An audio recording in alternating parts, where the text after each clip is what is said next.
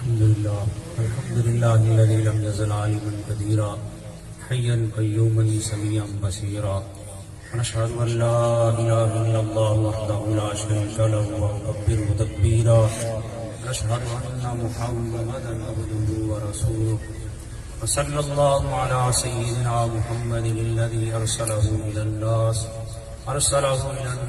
كافة بشيرا ونذيرا وعلى آله وصحبه وسلم تسليما كثيرا كثيرا أما بعد فأعوذ بالله من الشيطان الرجيم بسم الله الرحمن الرحيم يا أيها الذين آمنوا اتقوا الله وكونوا مع الصادقين آمنت بالله صدق الله العظيم إن الله وملائكته يصلون على النبي يا أيها الذين آمنوا صلوا عليه وسلموا تسليما تمام دوست اور شوق کے ساتھ محبوب علیہ الصلوۃ والسلام کی بارگاہ میں درود و سلام کا نذرانہ پیش کریں.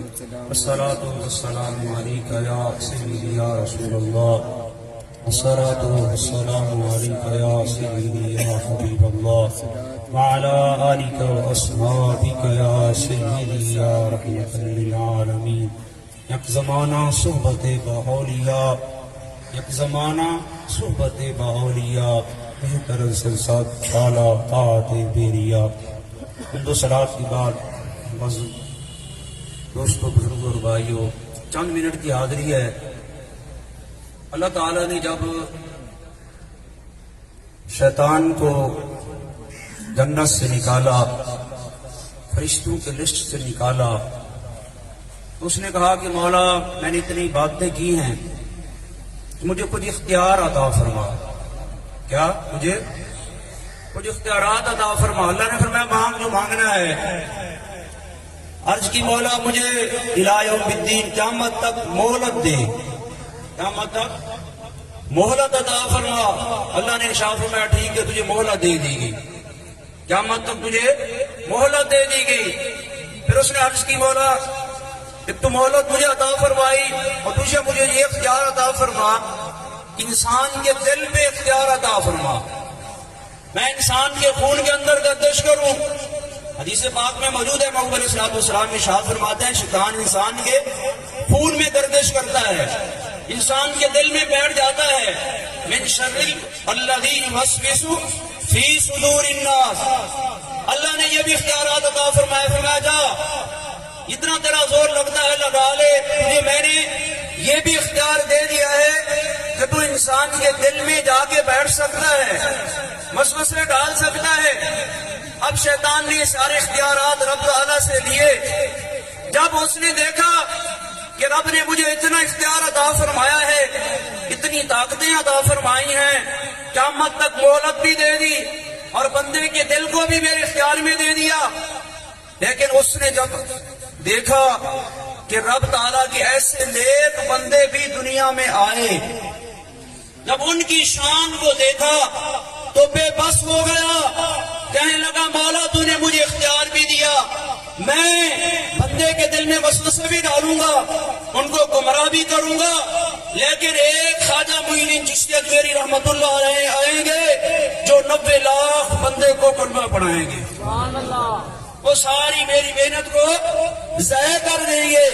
الا عبادک منہم المخلصین.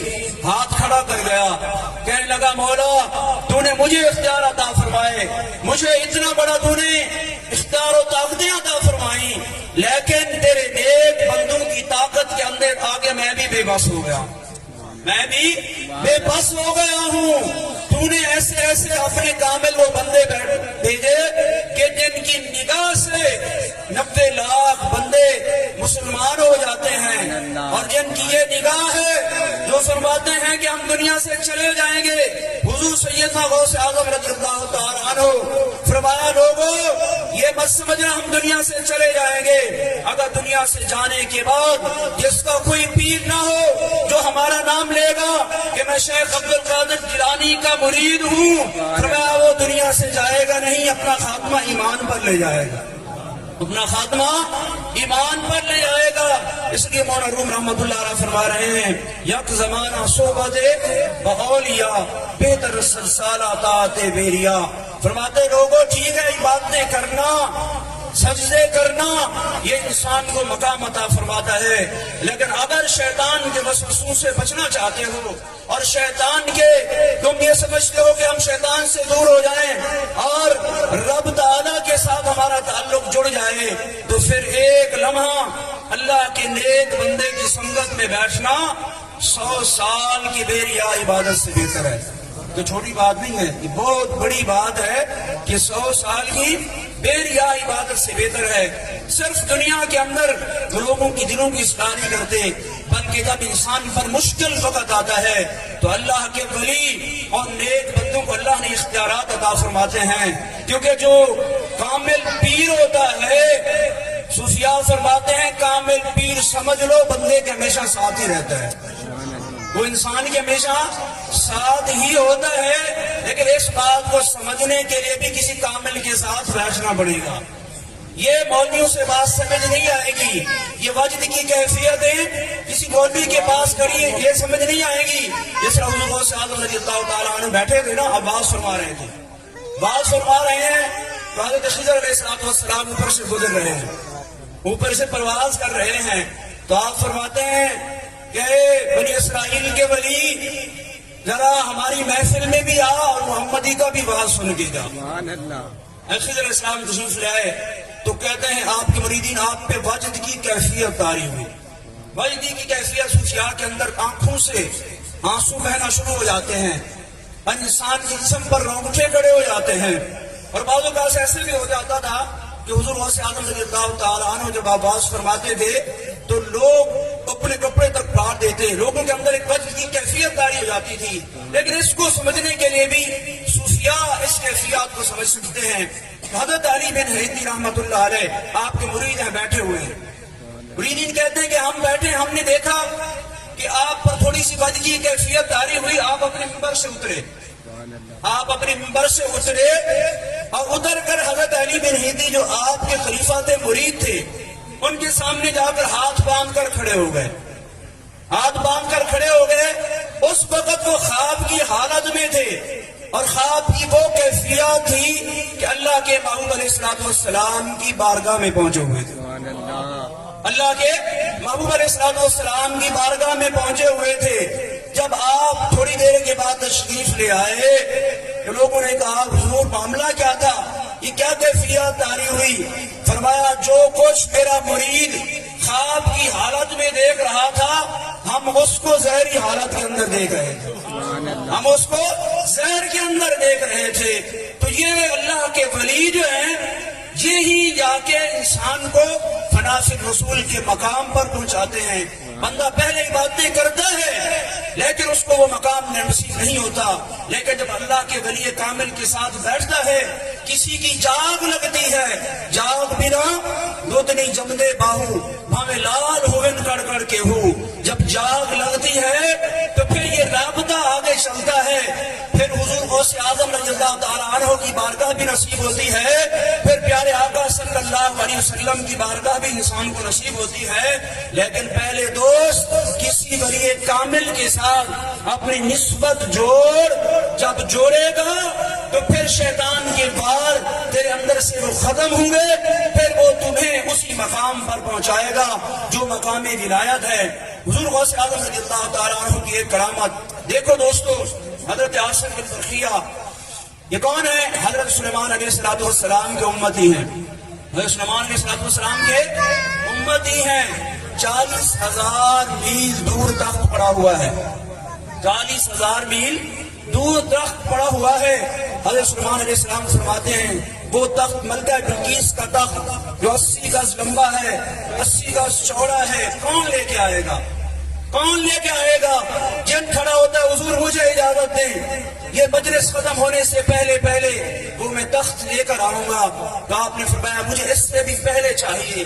قال الذی انہ علم من الکتاب، ایک اللہ کا ولی حضرت سلیمان علیہ السلام کا امتی، آپ کا صحابی جو قرآن کہتا ہے ایک کتاب کا کچھ حصہ جاننے والا تھا، جو حزب اعظم کو جاننے والا تھا، جو حضرت سلیمان علیہ السلام سے فیض یافتہ تھا، چاہتے تو خود لے آتے لیکن دنیا کو بتانا تھا کہ کہ دنیا والوں یہ تو جو میرے ساتھ بیٹھنے والے ہیں میری امت کے ولی اور صحابہ ہیں، ان کو جو مقام ملا ہے اللہ نے ان کو مقام دیا ہے۔ جو نبی آخر الزمان تشریف لے آئیں گے اللہ تعالیٰ ان کے امتیوں کے اللہ تعالیٰ رب تعالیٰ ان کے جو امت کے ولی ہیں ان کو کیا مقام عطا فرمائے گا۔ سے بچانا چاہتے تھے کہ اللہ کا ولی صرف وہ یہیں پر تصرف نہیں کر رہا ہوتا بلکہ ان کا مرید اگر ہزاروں میل دور بیٹھا ہو تو وہیں پر بیٹھ کر ان کو دیکھ سکتا ہے۔ یہ قرآن مجید ہے کہ جب یہ بات کہی حضور اگر مجھے اجازت دیں، حضرت آصف بن رشیہ کیا کہتے ہیں حضور اگر مجھے اجازت عطا فرمائیں قبل ان یرتد الیک طرفک، یہ آنکھ جھپکنے سے پہلے بھی پہلے یہ تخت یہاں پر ہوگا۔ اللہ اکبر، دیکھنے والے دیکھ رہے تھے کہ 40,000 میل سے وہ تخت آپ نے جب اشارہ فرمایا تو حضرت سلیمان علیہ السلام کی بارگاہ میں موجود تھا۔ تو حضرت سلیمان علیہ السلام کے جو امتی ہیں اللہ نے ان کو یہ شان عطا فرمائی ہیں۔ تو حضور غوث اعظم رضی اللہ تعالی عنہ آپ کے مریدین سفر پر جا رہے تھے، آخری کرامت اور آخری بات سفر پر جا رہے تھے۔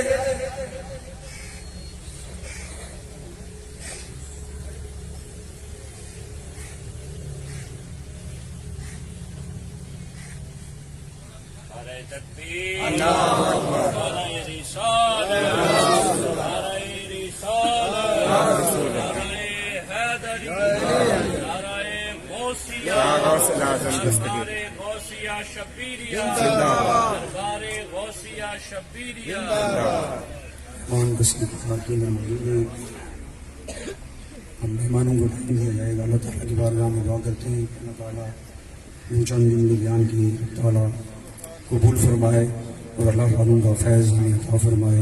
آمین وآخر دعوانا۔ بیٹھ جاؤ یار، بیٹھ